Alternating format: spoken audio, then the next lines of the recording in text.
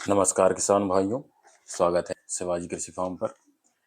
किसान भाइयों, हम हमारे खेत में इल्लियों का प्रकोप किस तरीके से कम कर सकते हैं, आज हम इस विषय में चर्चा करेंगे। प्रायः देखा जा रहा है कि क्लाइमेट चेंज के कारण जो इल्लियों का प्रकोप है वो बहुत ही अधिक मात्रा में और बहुत ही जल्दी देखने को मिल रहा है। इल्लियों का जो लाइफ साइकिल है वो उसकी ड्यूरेशन बहुत शॉर्ट होती जा रही है और जो प्रचलित कीटनाशक हैं उनका भी रिजल्ट आपकी फसल पे जो है कम देखने को मिल रहा है। पहले पहले क्या होता था कि लगभग 1 या 2 या अधिकतम आपको 3 स्प्रे करना पड़ते थे और इतने में आपकी मूंग की फसल आ जाती थी। लेकिन अभी इस वर्ष देखने को मिल रहा है कि लगभग 5 से 6 स्प्रे हमको करने पड़ रहे हैं और उसके बाद भी इल्लियों पर कंट्रोल देखने को नहीं मिल रहा है। इल्लियों का अटैक कम करने के लिए हमको एक पूर्व नियोजित योजना है, उस पर काम करना होगा।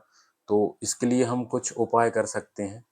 तो सबसे पहले बात करते हैं, अब फसल की शुरुआती अवस्था में जब हम खेत की तैयारी करते हैं तो आप अपने खेत की गहरी जुताई करवाएं। आपको 2 से 3 साल में अपने खेत में गहरी जुताई में आप प्लाव जरूर करवाएं। प्लाव करने से क्या होता है, आपके जो खरपतवार के बीज हैं वो और इल्लियों के जो प्यूपा हैं, जो लार्वा हैं, वो जमीन की ऊपरी सतह पर आ जाते हैं और जो सूर्य के प्रकाश और कीटभक्षी कीट हैं उनके संपर्क में आने से ये जो लार्वा और प्यूपा हैं और खरपतवार के जो बीज हैं वो निष्क्रिय हो जाते हैं। अपने आसपास के खेत की मेड़ को साफ रखें और अपने खेत में खरपतवार कम से कम उगने दें। खरपतवार ज़्यादा होने से जो इल्लियां हैं उनको अंडे देने के लिए और उनके लार्वा को छिपने के लिए पर्याप्त जगह मिलती है, जिससे इनका प्रकोप बढ़ता है। तीसरा, आप जो जैविक नियंत्रण में बात करें तो आप अपने खेत में फेरोमोन ट्रैप का इस्तेमाल कर सकते हैं। इनमें एक विशेष प्रकार की गंध होती है जो नर पतंगों को और आकर्षित करते हैं, जिससे कि ये इल्लियों की प्रजनन क्षमता जो है वो बाधित होती है और इनका जीवन चक्र बाधित होता है। और अगर संभव हो तो आप अंतिम जुताई के समय नीम की खली का इस्तेमाल कर सकते हैं। ये भी इल्लियों के प्रति एक रेजिस्टेंस का काम करती है। खेत की तैयारी के बाद जब आप अपनी फसल की बोनी करते हैं तो उस समय आप अपनी फसल को पर्याप्त मात्रा में पोषक तत्व दें। पोषक तत्वों में आपके जो मुख्य पोषक तत्व हैं नाइट्रोजन, फास्फोरस और पोटेशियम, इसके साथ द्वितीय पोषक तत्व कैल्शियम, सल्फर, मैग्नीशियम, इन सभी का बेसल डोज में आप जो आपकी फसल की आवश्यकता अनुसार संतुलित मात्रा में आप इनका प्रयोग करें।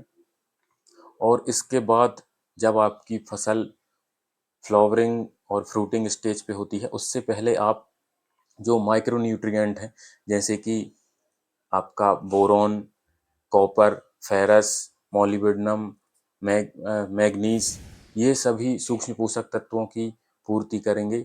तो आप जैसे ही आपके पौधे में पोषक तत्वों की पर्याप्त मात्रा रहेगी, वो आपके पौधे को रोगों के प्रति अत्यधिक प्रतिरोधक बना देता है, जिससे कि किसी भी प्रकार के कीटों एवं रोगों के प्रति आपकी फसल है उसमें प्रतिरोधक क्षमता आ जाती है, जिससे परिणाम स्वरूप इल्लियों का प्रकोप भी आपकी फसल में कम हो जाता है। अब अगर आपके खेतों में आपकी फसल में कीटों का प्रकोप होता है तो शुरुआती अवस्था में जब कीटों का प्रकोप कम होता है और मौसम की परिस्थितियां भी अनुकूल होती हैं तो आप इस समय पर जो अपेक्षाकृत कम विषाक्त जो कीटनाशक होते हैं, जो आपके प्रचलित कीटनाशक हैं, उनका आप प्रयोग करें, जिससे कि कम लागत में और कम से कम खर्च में आपको जो है कीटों से नियंत्रण मिल सके। इस वर्ष अधिकतर देखने को मिला है कि जो लोकल प्रोडक्ट हैं जिनको बायो नाम से दवाइयाँ बहुत प्रचलित हैं और कई किसान भाई शुरुआती अवस्था से इन दवाओं का इस्तेमाल कर रहे हैं। तो इस प्रकार की दवाओं के प्रयोग करने से बचें। ये आपके जो कीट हैं उनकी प्रतिरोधक क्षमता बढ़ाती है। तीसरा, जब भी आप स्प्रे करें तो आप किसी ऐसे कीटनाशक का इस्तेमाल करें जो एक ही कीटनाशक आपके इल्लियों पर भी काम करे और रस चूसक कीटों पे भी काम करें। अधिकतम आप 2 कीटनाशकों को मिलाकर एक साथ स्प्रे करें। एक ही स्प्रे में 3 से 4 कीटनाशकों का प्रयोग ना करें। एक ही बार में जब सभी प्रकार के कीटनाशकों का प्रयोग करने से जो इल्ली है, वो उस कीटनाशक के प्रति प्रतिरोध क्षमता विकसित कर लेती है, जिससे आपको अगला आप स्प्रे करेंगे तो आपको उन चारों कीटनाशकों को छोड़ के किसी अन्य कीटनाशक का आपको इस्तेमाल करना पड़ेगा। तो इस तरह से इल्लियों की जो प्रतिरोधक क्षमता है वो भी बढ़ती है।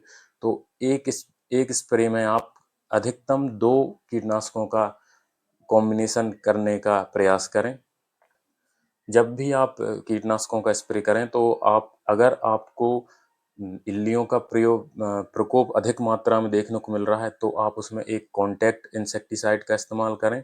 अगर प्रकोप आपको अधिक मात्रा में नहीं दिख रहा है और आप स्प्रे कर रहे हैं तो आप केवल सिस्टेमिक कीटनाशक का प्रयोग करें। कॉन्टैक्ट कीटनाशक क्या करता है, जैसे ही कीट होते हैं तो उनके तेजी से वो संपर्क में आके उनको तेजी से मारता है। अगर आपकी फसल में कीटों का प्रयोग नहीं है तो कॉन्टैक्ट कीटनाशक का आपको उतना फायदा नहीं मिलेगा।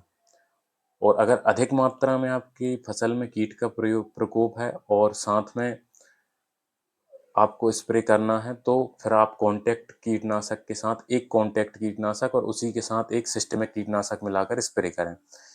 2 से अधिक कीटनाशक ना मिलाएं, इससे आपका अनावश्यक खर्च बढ़ेगा।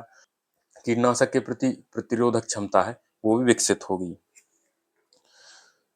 तीसरा, स्प्रे करने के बाद कई किसान भाई ये गलती करते हैं कि स्प्रे करने के अगले दिन बाद वो खेत में जाकर देखते हैं तो उनको 1 से 2 जगह इल्लियां दिखती हैं तो उनको लगता है कि जो स्प्रे का रिजल्ट नहीं मिला। लेकिन सिस्टेमिक कीटनाशक जो है, जब इल्लियां कॉन्टैक्ट कीटनाशक के संपर्क में आने से बच जाती हैं तो सिस्टेमिक कीटनाशक का अगर आपने प्रयोग किया है तो जैसे ही वो जो इल्लियां हैं आपके पौधे के किसी भी भाग को खाएंगी तो 2 से 3 दिन में पैरालाइज होकर भी स्वतः ही समाप्त हो जाएंगी। तो कभी भी आप किसी कीटनाशक का स्प्रे करें तो 3 से 4 दिन उसके रिजल्ट आने का वेट करें। जो अच्छी कंपनी के प्रचलित कीटनाशक हैं वो एक सिस्टमिक तरीके से धीरे धीरे कीटों को मारने का काम करते हैं। कीटों का प्रकोप है वो उनका नुकसान अगर आपके आर्थिक क्षति स्तर से अधिक हो रहा है तभी आप अपने जो फसल है उसमें कीटनाशक का स्प्रे करें। अगर आपको जो नुकसान है वो अधिक मात्रा में नहीं दिख रहा है तो थोड़ा वेट करें। जब नुकसान आपको लगता है कि अब हमारा जो नुकसान है वो बढ़ रहा है तभी आप कीटनाशकों का स्प्रे करें। और फसल और कीट की अवस्था अवस्था के अनुसार जो आपका टारगेट इंसेक्ट है उसके अनुसार कीटनाशक का अपने विवेक के अनुसार प्रयोग करें। कीटनाशकों का इस तरह से प्रयोग करें कि आपको कम से कम खर्च में अधिक से अधिक रिजल्ट मिले। तो इस वर्ष का सीजन तो बीत गया है और इस वर्ष हमको बहुत अधिक मात्रा में इल्लियों का प्रकोप देखने को मिला। मेरे खेत में भी मुझको 5 स्प्रे करने पड़े और उसके बाद भी इल्लियां भी अभी भी कहीं कहीं पर दिखाई दे रही हैं। तो अब हम कुछ ऐसी प्रैक्टिसेस करें जिससे कि हम फसल की शुरुआती अवस्था पर ही इनको कंट्रोल करने का काम करें और कीटनाशकों का स्प्रे जो है एक सिस्टमिक तरीके से करें जिससे कि एक ही बार में जो इल्ली है उसको सभी कीटनाशकों के प्रति प्रतिरोध क्षमता ना पनप सके। तो इस तरह फसल में कुछ ये पूर्व नियोजित तरीकों को अपनाकर इल्लियों को कंट्रोल कर सकते हैं। इसी तरह आप खेती से जुड़ी जानकारी के लिए मेरे चैनल को सब्सक्राइब करें और जानकारी अच्छी लगी हो तो ज़्यादा से ज़्यादा मित्रों तक इसको शेयर करें और वीडियो को लाइक करें। धन्यवाद।